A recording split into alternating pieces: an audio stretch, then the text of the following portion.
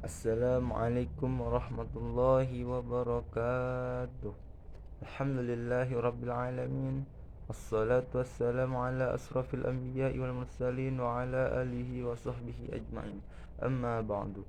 Pertama-tama, marilah kita senantiasa bersyukur kepada Allah atas limpah karunia sehingga saat ini kita masih diberinya kesempatan untuk hidup dan mempersiapkan bekal untuk menghadapi kematian.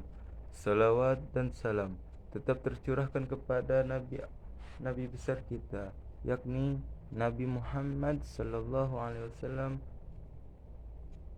Ma'asyiral muslimin rahimakumullah. Manusia merupakan makhluk Allah yang paling sempurna penciptaannya. Namun, di balik kesempurnaan tersebut masih terdapat sifat naluri manusia. Sifat naluri tersebut adalah kekhilafan dan kesalahan. Namun, sebaik-baik kesalahan dan kekhilafan adalah bertobat kepada Allah Subhanahu wa taala. Jika kesalahan dan kekhilafan tersebut adalah dosa kepadanya, namun apabila kekhilafan dan kesalahan tersebut berasal dari manusia, maka hendaknya kita meminta maaf dan saling memaafkan. Manusia Allah ciptakan sebagai makhluk individu, memiliki karakter dan watak masing-masing. Selain makhluk individu, Allah juga menjadikan manusia sebagai makhluk sosial, yang mana manusia tidak bisa hidup tanpa ada orang lain. Manusia sebagai makhluk sosial, ia tidak bisa hidup tanpa sendiri. Manusia membutuhkan kebersamaan dan mengarungi kehidupannya. Dalam kebersamaan itulah terkadang terselip khilaf dan salah di antara sesama manusia. Ma'asyiral muslimin rahimakumullah. Kita adalah umat Nabi Muhammad SAW. Sudah pasti setiap langkah dan tidak tanduk kita harus sesuai dengan apa yang telah beliau tauladankan kepada kita. Salah satu dari sikap Nabi Muhammad SAW adalah luasnya hati dalam memberi maaf. Rasulullah SAW adalah salah satu orang yang di masa hidupnya penuh dengan ujian, terlebih lagi saat pertama kali menapaki dakwah. Serangan bertubi-tubi menimpa Rasulullah SAW dari orang-orang yang merasa terganggu dengan dakwah beliau, melalui dari hinaan, cacian, makian, fitnah, kekerasan fisik, hingga ancaman ingin dibunuh oleh orang kafir Quraisy. Dari berbagai rintangan itu, justru umat Islam dapat mengambil hikmah dan pelajaran dari beliau. Pernah suatu ketika Rasulullah SAW lewat, kemudian ada seorang kafir Quraisy melemparinya dengan kotoran unta. Hal ini Rasulullah alami selama beberapa hari. Kemudian pada hari berikutnya Rasulullah lewat di tempat yang sama.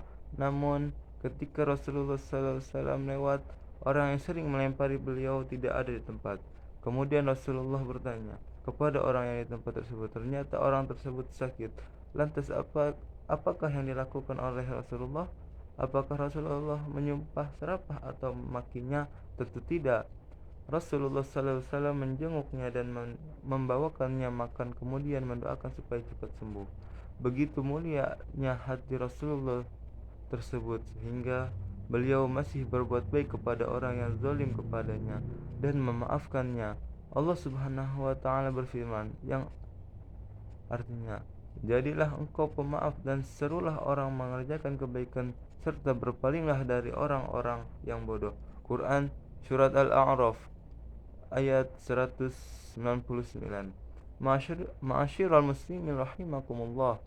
Sungguh saling memaafkan bukanlah tanda suatu kelemahan atau kekalahan, sebab maaf hanya bisa dilahirkan dari seorang yang berjiwa besar.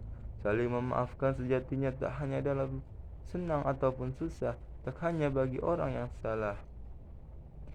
Minta maaf juga bisa dilakukan oleh orang yang tidak bersalah. Hal itu jauh lebih baik. Jika orang bersalah meminta maaf, maka itu adalah hal yang sangat wajar. Namun, jika yang meminta maaf adalah orang yang dianiaya, maka itu adalah orang yang paling baik. Rasulullah SAW bersabda, dan tidaklah Allah menambah kepada seorang hamba yang pemaaf kecuali kemuliaan. Hadis riwayat Muslim. Ma'asyiral muslimin rahimakumullah. Dari hadis di atas dapat kita simpulkan bahwa memberi maaf atau saling memaafkan bukanlah perbuatan yang hina, tetapi itu adalah perbuatan yang mulia. Banyak hal yang kita sadari oleh semua orang dalam pergaulan dengan sesama adalah melakukan kesalahan, baik secara lisan ataupun perbuatan yang tidak sengaja telah melukai perasaan orang lain. Namun, jika hal itu dibiarkan, akan berakibat fatal. Terdapat hubungan antar sesama manusia. Untuk itu, kita harus saling memahami dan saling memaafkan, supaya tali silaturahmi sesama manusia tetap terjaga. Demikianlah yang dapat saya sampaikan. Apabila ada kata yang kurang berkenan, mohon dimaafkan. Wallahul muwaffiq illa aqwamit thoriq. Wassalamualaikum warahmatullahi wabarakatuh.